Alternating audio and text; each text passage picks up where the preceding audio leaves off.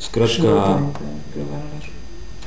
skrajni čas je, da so organi, ki so za to poklicani, začeli raziskovati te v nebo pijoče primere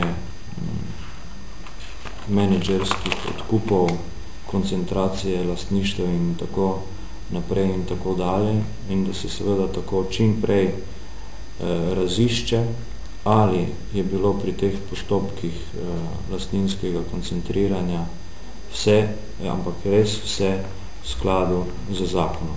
Do sedaj se je govorilo, da je vse zakonito, da gre le za moralno sporna dejanja, s čimer se jaz seveda strinjam, da gre za moralno nesprejemljiva dejanja. Potrebno pa je preveriti in pregledati, ali je res bilo tukaj vse v skladu z zakonom.